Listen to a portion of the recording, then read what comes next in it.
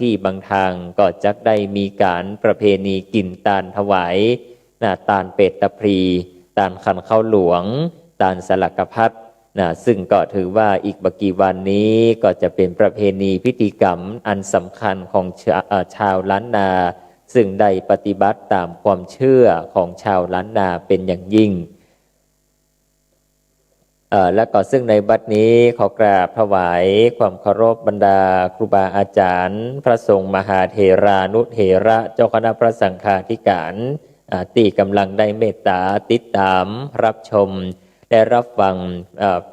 การไลฟ์สดอยู่ในคณะนี้ก็ดีแล้วก็ศรัทธาญาติโยมที่ติดตามรับชมและรับฟังอยู่ในทางวิทยุก็ดีซึ่งในบัดนี้เนื้อเรื่องได้อูจาถึงพระอภัยมณีชาดกวันนี้นำเสนอในท้องเรื่องผูกที่6ก็จะได้มาเทศนาธรรมเพื่อให้ศรัทธาสาธุชนญาติโยมได้ร่วมร่วมกันกระทำพัตตาอนุโมทนาเนื่องในสถานการณ์โควิดซึ่งมาสามารถทำให้ศรัทธาญาติโยมได้เดินทางมาร่วมบุญร่วมฟังน้ำฟังธรรมกันได้ก็ได้มีสื่อทางวิทยุออนไลน์ก็จะได้เผยแพร่ในส่วนของเนื้อหาสาระยามแรงๆแบบนี้เป็นประจำทุกวันศุกร์วันนี้ศุกร์สุดสัปดาห์อาตมาภาพก็ได้รับช่วงหน้าที่ต่อจากเป็นรูปสุดท้ายของสุดสัปดาห์นี้ซึ่งก็จะได้กระทำการเผยแผ่อย่างพระสัทธรรมเทศนาทางสถานีวิทยุเป็นลำดับการสืบต่อไปและในวันนี้เช่นเดียวกันสาธุชนญาติโยมพอออกไม่ออกนักศีลนักบุญเราเจ้าข้าทุกท่านทั้งหลายที่ได้ปากันกระทำบำเพ็ญยังมหาบุญกองกัลกุศลแต่ละที่แต่ละท่านแต่ละคนที่ได้ปากันกระทำบำเพ็ญบุญกองกัลกุศลในคราวครั้งนี้เนื้อเรื่องจะถึงเฮาก็จะได้เข้าสู่ในเนื้อหาสาระธรรมในส่วนของเรื่องพระอภัยมณีชาดกกันเป็นลำดับการสืบต่อไปศรัทธาญาติโยมสาธุชนทุกท่านทั้งหลายพระอภัยมณีชาดกวันนี้ผูกที่6ได้อูจะถึงในส่วนของเนื้อเรื่องเนื้อหาสาระเดิมนั้นก็ได้อูถึงบรรดา4กษัตริย์4หน่อเนื้อพระเอก1คือศรีสุวรรณโพธิสัตว์แล้วก็ได้มีพราหมณ์มานวพราหมณ์อีก3ท่าน3คนซึ่งได้ติดตามยังพระศรีสุวรรณโพธิสัตว์แล้วก็ได้ติดตามเข้าไปในเมืองก็จึงได้มีการพบปะกับนายด่านนายประตูคนหนึ่งศรัทธาญาติโยมซึ่งนายด่านนายประตูนั้นเป็นเจ้าหน้าที่เฝ้าสวนดอกไม้อุทยานหลวงณกรุงโรมจักรและในซึ่งคณะนั้นเนี่ยศรัทธาญาติโยมเราทุกท่านกรุงโรมจักรกำลังประสบเหตุในการฆ่าศึกในการรบทับจับศึกเพื่อแย่งชิงเอายังตัวพระราชธิดาคือเจ้าหญิงอัสราผู้เป็นลูกสาวของพญาเจ้าทศวงศ์เจ้ากรุงโรมจักรเพื่อมีการต่อรบกันสู้กันฆ่าฟันลันแตงกันซึ่งในบัดนี้นั้นเหล่าบรรดา4ยอดกุมารหรือว่าพระศรีสุวรรณโพธิสัตว์ท่านก็ได้เข้าไปอยู่ในเมืองและได้รับทราบถึงปัญหาในคราวครั้งนั้นแล้วก็จึงจักได้มีการกระทำพักผ่อนตามอิริยาบถอัธยาศัยซึ่งอันนี้วันนี้เราทุกท่านจะต้องได้มารับฟังกันว่าพระอภัยมณีผูกทวน6ในวันนี้จะมีเนื้อหาสาระเป็นอย่างไรก็จักได้ปากันร่วมกันสดับรับฟังพระสัทธรรมมาเทศนาในกาลบัดนี้เป็นยามนี้เป็นลำดับการสืบต่อไปณโอกาสต่อจากนี้เน้อศรัทธาญาติโยมเราทุกท่านจงได้ปากันสดับรับฟังพระธรรมเทศนาโอ้ปัจจัยผูก6กันในวันนี้เทศเองงงเองผูกทวน7เน้อศรัทธาญาติโยมโอ้ติดแล้วบัดได้ออกรายการเนาะศรัทธาญาติโยมมาหันวันนี้ก็เป็นลืมเป็นหลงลืมแต่ศรัทธาญาติโยมทุกท่านทั้งหลายผูก7เน้อซึ่งในผูกทวน5และทวน6ก็ได้มาพบปะกันในสู่ทวน6 กับศรัทธาญาติโยมก็น่าจะฟังไปละโอ้วันนี้ขออภัยเป็นลงลืมเอาละศรัทธาสาธุชนญาติโยมเราทุกท่านบัดนี้ขอเรียนเชิญเจริญพรเราทุกท่านได้สดับรับฟังพระสัทธรรมเทศนาในเนื้อหาสาระเรื่องพระอภัยมณีผูกพรนเจ็ดณวาระโอกาสต่อจากนี้เนอ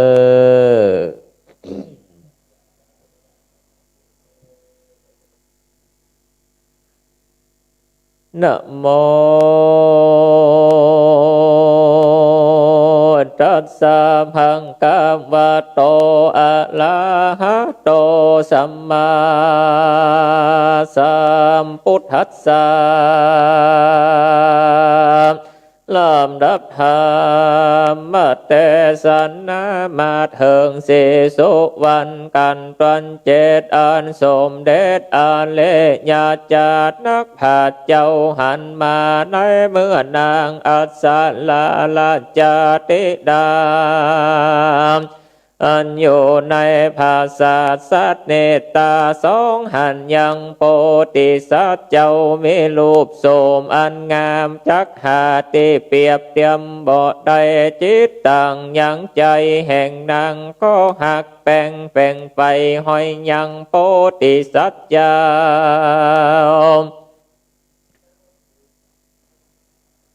มากนักบทเจ้าแต่นั้นแม่นางตั้งสี่คนอันเลงหันยังมาดาว่าพรำตั้งสามมีงูบอันงามนางทั้งหลายก็บังเกิดจิตใจอันหั่งแปลงมากนักบทเจ้าแต่นั้นแม่นางตั้งสองตั้งสี่คนอันเลงหันยังละเด่นยังมานาว่าพรามตั้งสามคนมีหูปอันงามก็เกิดมี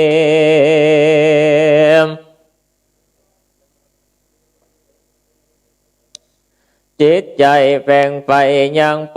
ดังไหลอันมากนักอันจักตำห่วงแหนไว้หือบาลมมาโปติสัตเจ้าได้อยู่ยังสวนดอกไม้อุตญาณหายไปเมินนานเพื่อใครหูยังเกเรญาอาการแห่งบาลมมาโปติสัตเจ้านำดังอานนางตั้งหลายโฟงนั้นก็ได้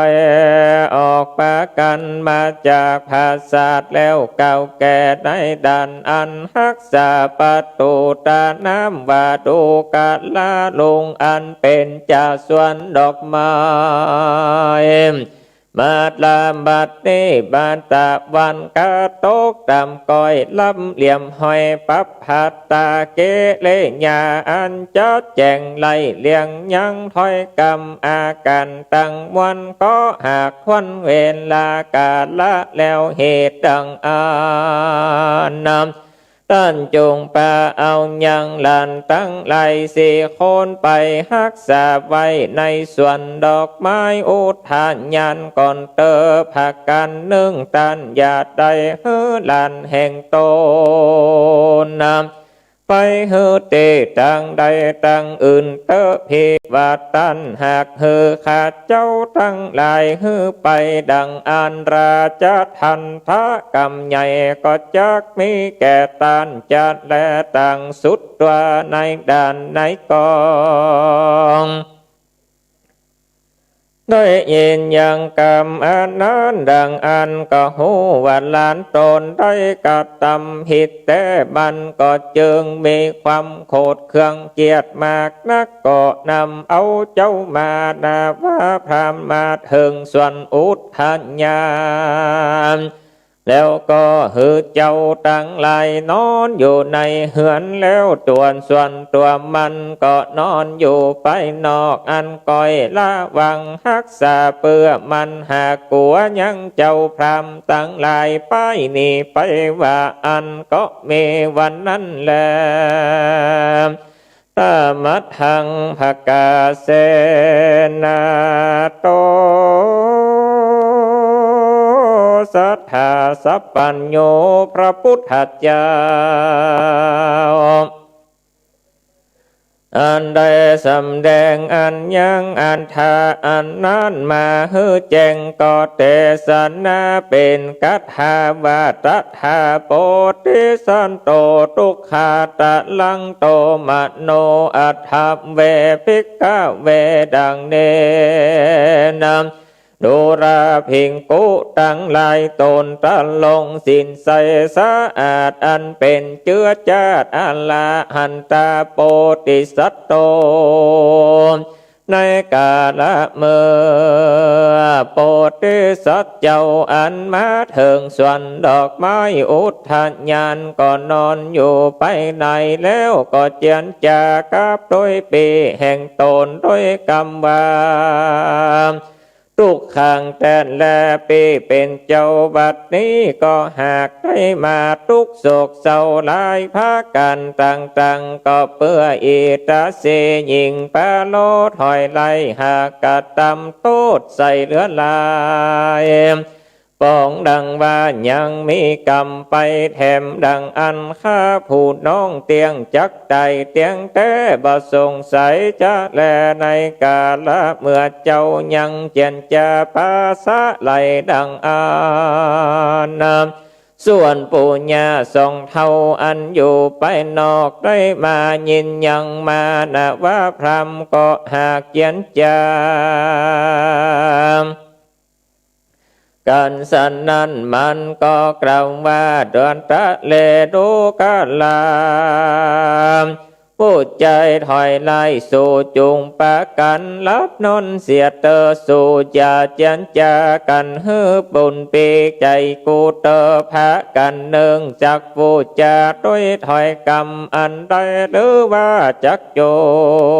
นำการไปนี่ไปนั้นจะสู่อย่าได้ว่าจักไปเตะไตที่อื่นนั้นเตอในเมื่อปู่เท่าและญาเท่าอันหากดาดล้ำไหลยังมาหน้าตั้งสี่คนสานนานเจ้าทั้งหลาย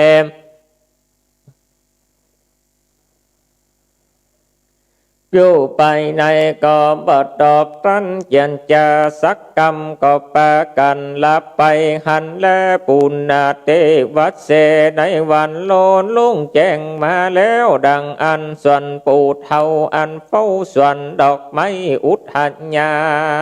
น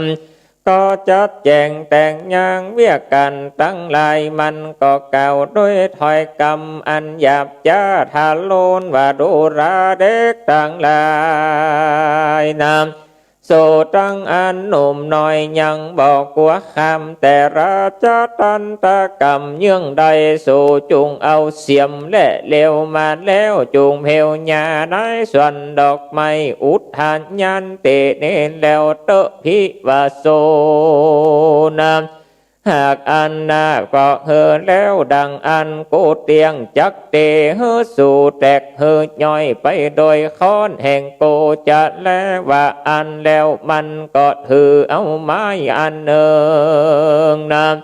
ขี้ติดเด่นนั้นเฮอเป็นห้องเป็นหอยมักว่าเฮอมีไว้ปอไผ่ปอมานก็กัดดำโดยอันด่วนหีปันหันแลในกาลส่วนปุถาก็เอาภาษาใบแห่งตนรวดปูยังห่มไม้อันหนึ่งอันเมเตเจมไกขวางยาแห่งมันด้วยอันขะนิ่งใจว่าจักพอกอยอยู่ยังพรำมาเจ้าตั้งสี่คนมันก็ลวดลับไปหันก็เวลาส่วนมานาว่าพรำตั้งสามสี่คนก็เล็งหันยังบะลมมาโปติสัตเจ้าแห่งเราอันมีความโศกเศร้ามองเจอยะนาสามัดสัตอยู่บะปะเขาเจ้าตั้งสามก็เข้าไปใกล้แล้วก็เจียนจาภาษาไหลเล่าลมด้วยถ้อยคำต่างๆนานาว่าสันนี้ดูลาเจ้าน้องฮักแกปี้เฮย เจ้าจุงโอดบันเตายังโศกาตั้งหลายมนฝงนี้เตออันว่ากิจจักการตั้งหลายเป็นต้นว่ากดเพวเจ้าอย่าร้อนใจสักอันตุปีหากจักโจยเจ้ากะตำแต่แลดูราเจ้าน้องหากแก่พี่เฮยแม่นว่าทุกยากลำบากด้วยพากันสันใดก็ดีเมื่อไปโลนเตียงจักได้เฮิงสุขวันหนึ่งบัดยาจะละแต่หน้าเหตุดังอันเจ้าโอดบันเตาเอายังโศกทุกดังลายแล้วจุงลำเปิงกึดเฮิงยังโบลันแต่ก่อนสืบไปบาเกเลญา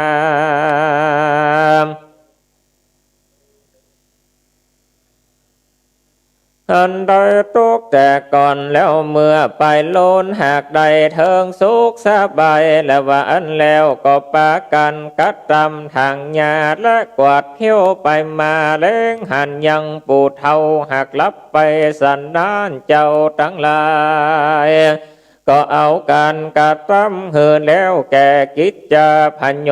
จนาตามอันบ่เคยกระทำกันก็เอากันเพวตั้งซ้ายและตั้งขวาพาดไปมาด้วยอ่านลำบากเหลือใจส่วนบาลอมมาโพเทสัตเจ้าอันเกิดมาแต่คัตติญาราชขกุลวงศาบ่ฮ้อนได้ตากแดดและหาฝนบาดเนหล่อนได้มาตะลงลำบากเจ้าก็ลำไหลไปมา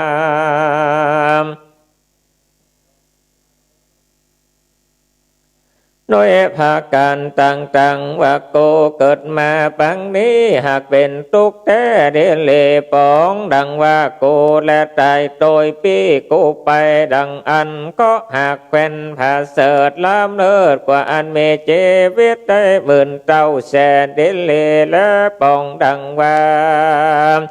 โกได้มาตะลงทุกเนื้อนี้ไปแถมดังอันโกจักกินเรื่องงวนงูปิดหือตายไปจัดและส่วนโปรติสัตเจ้าก็ล้ำลา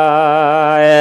ไปโดยภาการต่างๆก็มีดังเนส่วนพรามทั้งสามก็มีอันเอากันยืนเตรียมเหียมขังโปติสัตเจ้าแล้วก่อยรูปหลังแล้วเล้าลมด้วยภากันต่างๆก็มีวันนั้นแลเตนี้จักได้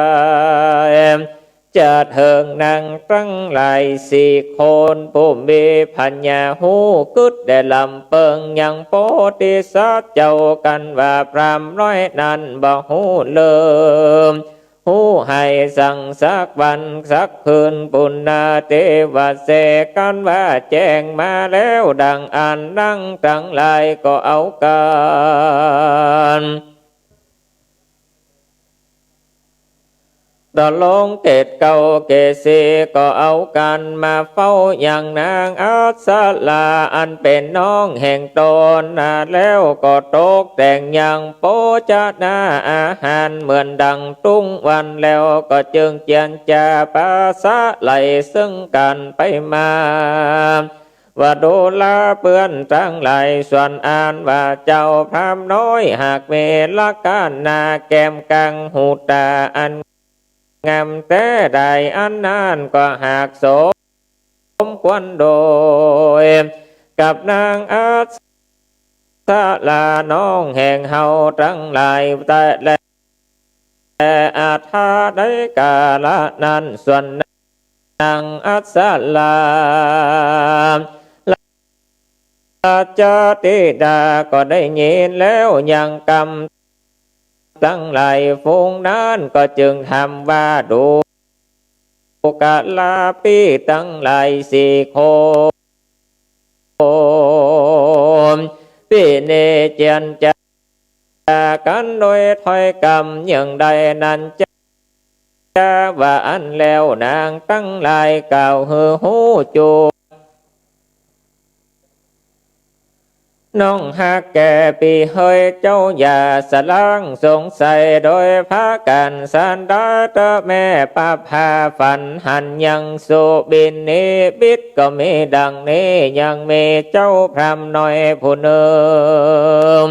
หันมาแต่ลัทธานาลัทธาพาเตติอื่นมีลักขณาอันเล่างามหากสมควรแก่น้องหักแก่ผู้ปีเดียวปีบูเดียวแต่และดังสุดตวานางอาสาลาได้ฟังดังอันบ่เชื่อยังกรรมอันนั้นก็จึงจะกล่าวว่าโดลาปีเป็นเจ้า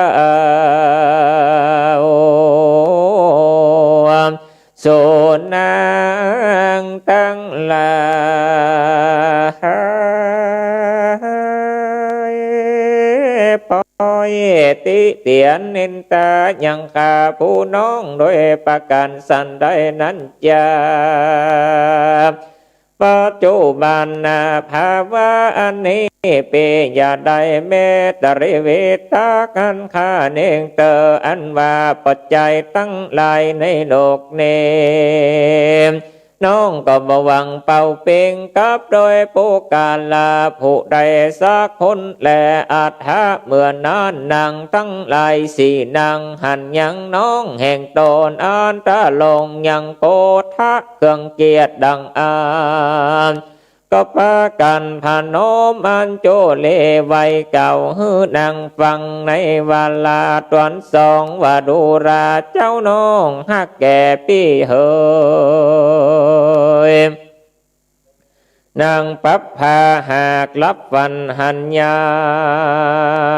มเจ้าพรำน้อยผู้หนึ่งมีอันขาดนาหูปักไก่เหมือนอินตาทิราชมาเอวมาเล่นในมนุษย์โลกเมืองโคนก็หากสมเปิงกับโดยน้องแห่งกูพี่จังหลายแต่และอัฏฐาในกาลเมื่อนั้นนางเกศลาก็สมัติสัตอยู่บปากเหตุยินลากแต่ไหนใจนางนงไว้โนจนาก็เร็วแลไปจากเกนั้นก็หันยังโง่เขียวอันผูกปิงอยู่ไปลามนางหันเป็นอาสาจันเป็นสันนั้นจึงจักกาวาสุปีทั้งหลายนี้หากติเตียนยังตนตัว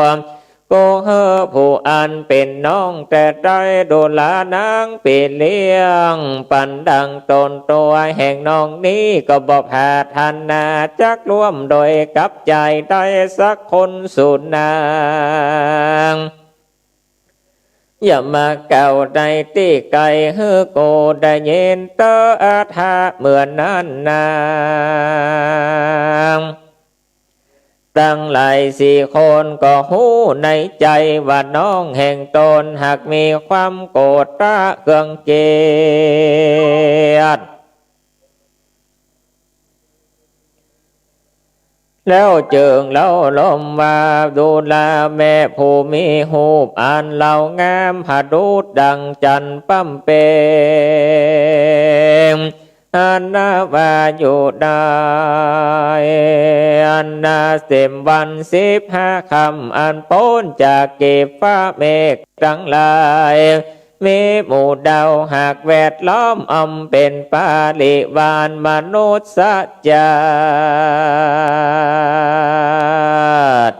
อันว่าได้ประกันมาใจจำใจหากบ่มีคนใดจักมาหูและมาเหมือนกับโดยน้องหากแก่ปีแลแม่นว่านางตั้ง4 คนเก่าเต่านั้นแล้วก็ทรงเสพโด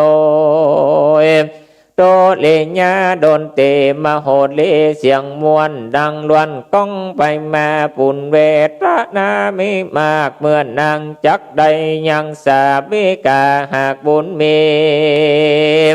แม่นลาไปดังอันก็เกิดอย่างเนเวทาฝันยามจักไกลลงก็เม่นแลลัตติญาบุจติในเมื่อแจ้งมาแล้วดังอันส่วนนางลาจติดา ก็เรียกหามายังปีเลี้ยงแห่งนางทั้งสี่คนมาแล้วอันจักบอกเก่ายังนิมิตหฟันก็กล่าวว่าดูกะรานางที่ห่างแก่พี่เหยในคืนนี้ยามไกลลุงข้าก็บังเกิดอย่างเดบิดท่าฝันว่ายังมีงูเหลื่อมลวงตัวใหญ่อันมาเกี่ยวกับวัดยังตนตัวแห่งน้องโสสับโปงูตัวนั้นก็คบยังแขนแห่งน้องเฮมีเลือดไหลออกมาก็มีแลอาทาเมื่อนานนางพระพาจึงกล่าวว่าสาธุหากเป็นอันเดตาเดเลเนบินแห่งเจ้า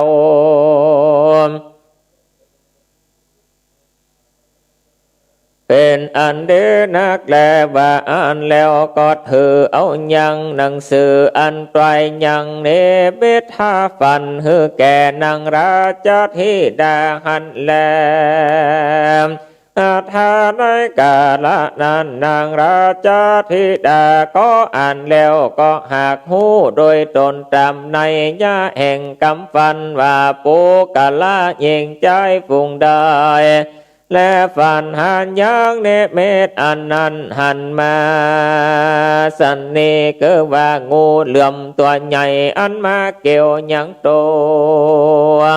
ก็คบก็ขาบยังโปกาลาบุคคลผู้นั้นดังอันเตียงจักใดยังลาภาษกันอันพาเสดเป็นต้นว่าเข้าของและเงินคามและแก้วแหวนของอันบักอันเปิงใจแก่ปูกาลยิ่งใจตั้งหลายฝูงนั้นจะแลดังลาจาติดาอ่านยังหนังสือเท่านั้นแล้วก็มีความเหิดละ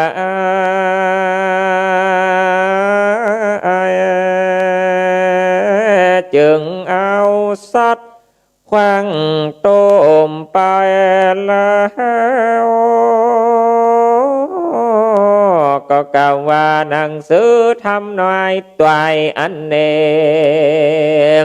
หากบทถูกบ่แม่นมักว่าบัจจัยสุรภาพกำเปและว่าอ่านแล้วก็ไหวหน้าเข้าไปสู่ที่ในห้องต้องตินอนแล้วก็อยู่แลจตุเศรษฐานางทั้งหลายสี่คนหูว่าน้องแห่งตน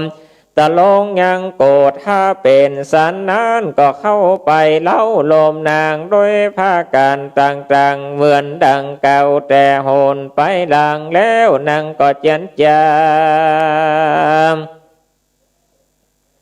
ถึงมานาว่าพรำน้อยแก้วก็เจียนเจ้ากันว่าดูราเจ้าเฮาทั้งหลายเฮยมาเราจักไปเอวเล่นในสวนเตอเปื้อไข่หูยามสถานติอยู่แห่งมานาว่าพรำทั้งหลายฝูงนั้นเตอกันว่านางทั้งหลายเจียนจ้ากันแล้วก็เข้าไปกราบไหว้ยังนางราชธิดาแล้วก็บอกเก่ากิริยาฮือหูจุภาการแล้วก็ลงจากพาศาสพนาสู่สวนอุทานยันก็เอากันมาหันก็มีวันนั้นแลเนตเหตุตั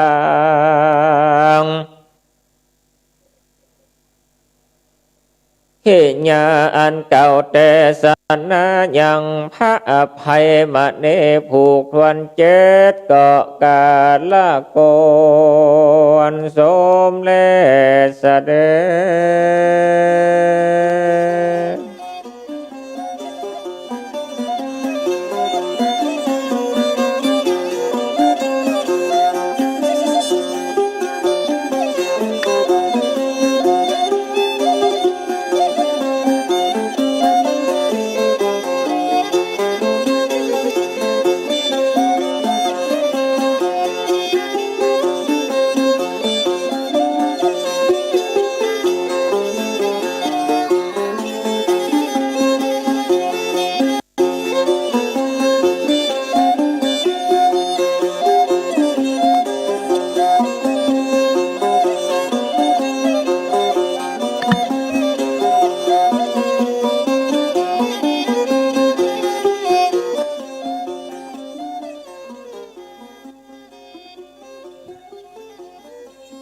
ขีญาอันกล่าวเทศนายัง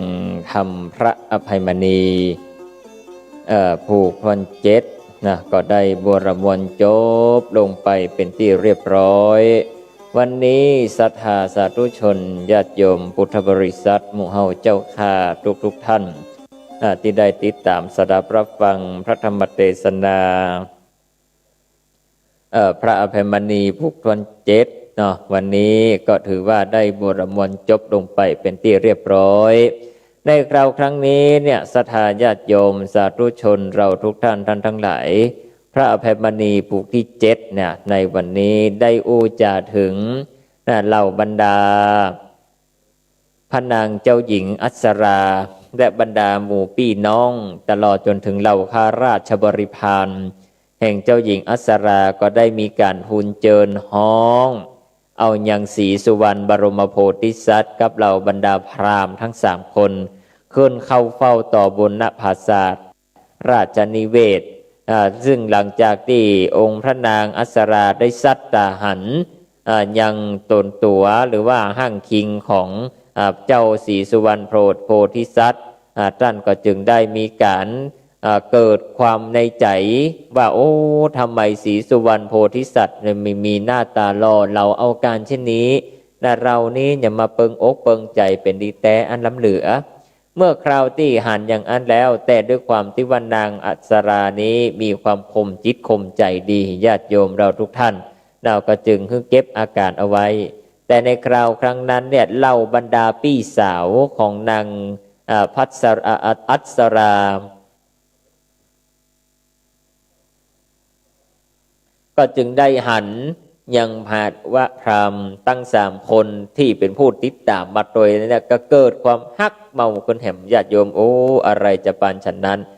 พวกนี้รักบังเกิดเนาะแต่ละท่านแต่ละคนก็เกิดความฮักปีญะสิเนหาต่อศรีสุวรรณโพธิสัตว์แล้วก็ต่อมานะว่าพราหมณ์น้อยตั้ง3 ท่าน3 คนที่ท่านได้มีที่ท่านได้ฮักเมาเนาะก็หลังจากนั้นก็จึงได้มีการด้วยความที่ว่าในใจคณิงหันนางอัศราหันความหล่อความงามของเราศรีสุวรรณโพธิสัตว์มาโดยเหตุประการสันนี้แล้วเนี่ยศรัทธาญาติโยมนางก็จึงอยากหันพระศรีสุวรรณโพธิสัตว์บ่อยๆก็จึงได้แซงออกกฎอุบายแบบแผนญาติโยมทุกท่านแซงออกกฎอุบายแบบแผนเอาตัว4 คนเนี่ยไปอยู่ในสวนอุทยานเรียกว่าสั่งห้ามเลยว่าถ้าท่านเนี่ยออกจากภายในแล้วเนี่ยท่านนี้จะมีโทษพิษตามกฎหมายตามกฎบ้านกฎเมืองแลว่าอันซึ่งก็ในคราวครั้งนั้นเนี่ยศรัทธาญาติโยมเราทุกท่านทั้งหลายด้วยความที่ว่าโยมป้ออุปถากของศรีสุวรร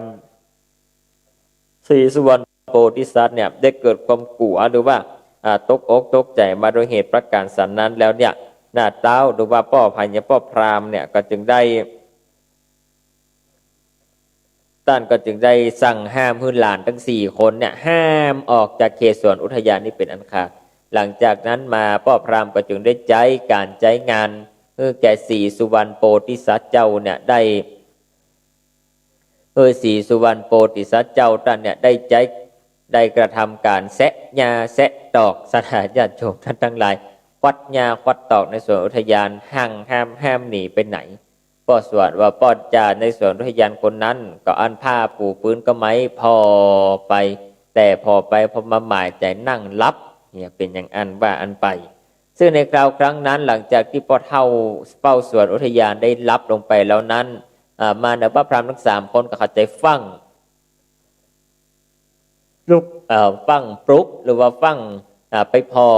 สถานที่ตัดหญ้าของเจ้าชายศรีสุวรรณโพธิสัตว์ก็จึงได้มีการตัดพ้อต่อว่าโอ้ทำไมต้องมาตกทะลงลำบากสันนี้เนาะเกิดอะไรอย่างขึ้นหนอดังนี้เป็นต้นหลังจากนั้นเนี่ยมาดาว่าพราหมณ์ทั้ง3 คนแล้วก็จึงได้อาสาแซะหญ้าถางหญ้าในสวนอุทยานอันเป็นพื้นที่ของศรีสุวรรณโพธิสัตว์ที่ตั้งป้อปูปุ่นปั่นตาปั่นมือเอาละเอาไปว่าอย่างอันไปไว้เข้ามาในวังศรัทธาญาติโยมเราทุกท่านทั้งหลายมาอู้จาถึงนางอัศราซึ่งมีความฝันสุบินิมิตแปลก ว่าได้พบเจองูเหลือมตัวหนึ่งนะงูเหลือมจังมาฮัดเอายังตนยังตัวแห่งดังอัสราซึ่งนางก็ได้ยินความฝันแบบนั้นแล้วก็บ่สบายใจนางก็จึงได้ไปเข้าเฝ้าถึงอาจารย์ท่านหนึ่งและท่านก็ได้บอกว่าโอ้ท่านฝันถึงงูเหลือมกะถ้าฝันถึงงูเหลือมนี่นะผมว่านะจักได้เป็นเจ้าจักได้โจกดีมีจกมีใจมีไมตรีมีมนถีศรัทธาญาติโยมเราทุกท่านทั้งหลายแล้วก็จักได้ของฮักของงามปิกคืนมาโดยอย่างนี้เป็นต้นซึ่งนี่นางปัปพาเนี่ยได้ฝันแล้วก็จึงได้ทำนายฝันออกมาโดยได้เอาหนังสือขึ้นอ่านแต่เจ้าหญิงอัสราหันความฝันอย่างนั้นนางก็บ่เชื่อ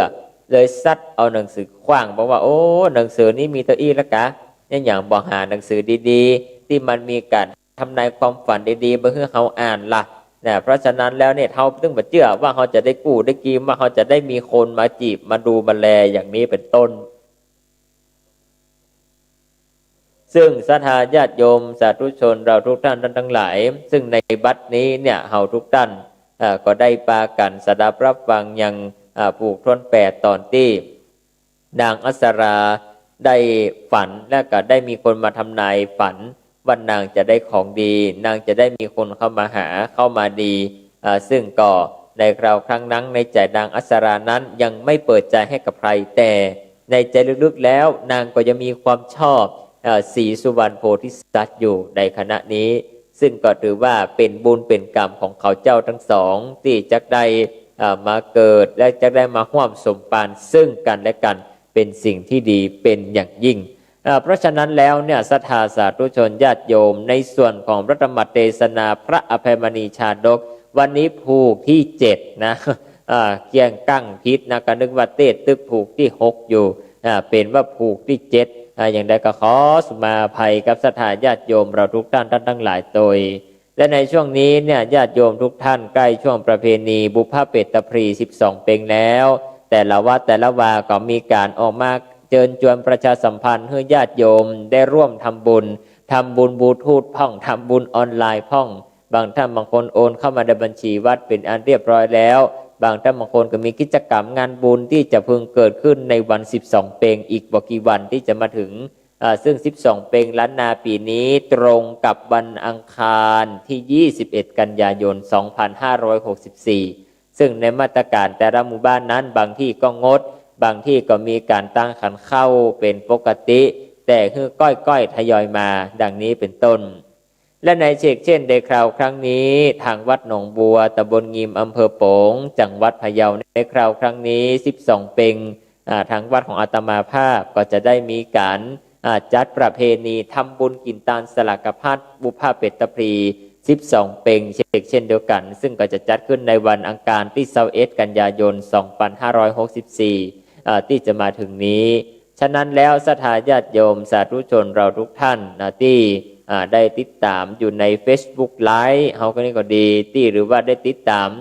อยู่ในทุกช่องทางก็ดีที่ได้ยินได้ฟังอยู่นี้ก็ช่วยบอกต่อๆกันไปว่าโอ้ศรัทธาบ้านเฮาปีนี้มีกินมีตาลแต่มาบ่ได้เนอมาไผ่มาอยู่บ้านไผ่บ้านมันเพราะเปิ้นฮือทำเป็นการภายในนะทำเป็นการภายในบ่ได้ออกจากนอกเช่นเดียวกันไปแต่ถ้าบันไดศรัทธาญาติโยมอยากหูอยากหานั้นตังวัดก็จะได้ไลฟ์สดหรือว่าถ่ายทอดสดให้ศรัทธาญาติโยมผู้ได้รับชมและก็รับดูบรรยากาศที่สวยสดงดงามนะเป็นลำดับการสืบต่อไปก็ถือว่าวันนี้นะเป็นวันที่สมควรแก่กาลเวลาเป็นอย่างยิ่งแล้วพอเวลา16:52 นาทีอาตมาภาพจะได้ขออนุญาตนำรายการจากลาล่วงหน้ากันไปก่อนนะเพราะว่าวันนี้นะก็จะได้มีการมีงานหลายอย่างหลายประการที่พึงได้กระทำนะเพื่อได้รับรู้ได้รับทราบขออนุโมทนากับเจ้าภาพเจ้าศรัทธากันทำกันเทศทุกกันที่ได้ร่วมบุญกันมาในคราวครั้งนี้นะในวันนี้ขอบุญอย่างนี้เนี่ยจุงได้มารักษาศรัทธาญาติโยมเฮาทุกท่านทั้งหลายได้อยู่ดีมีสุขปราศจากโรคภัยไข้เจ็บอุปัฏฐวกังวลอนทลายเจ้าจุเยื่องจุประการนั้นจุงจักมีเตี้ยงแต่ดี จิมทุวังแดดเตอในวันนี้อาตมาภาพขอนำรายการสารธรรมยำแดงช่วงมรดกธรรมพื้นเมืองจากลาศรัทธาสาธุชนเราทุกท่านตั้งทั้งหลายไปก่อนแล้วในมาพบปะกันในวันศุกร์หน้าเป็นในช่วงเวลาดีๆ 16 นาฬิกาถึง 17 นาฬิกาหมอกกำลังเลิกงานปิกบ้านปิกจองฟังน้ำฟังธรรมอันเป็นกุศลผลบุญแก่บรรดาศรัทธาสาธุชนเอาทุกท่านทั้งหลายขอความสุขขอความเจริญจุงได้มาก่อบังเกิดเพื่อได้มารักสมรักษาศรัทธาพี่น้องเฮาท่านทั้งหลายทุกเยื่องจุปการจุเมื่อแด่เตอ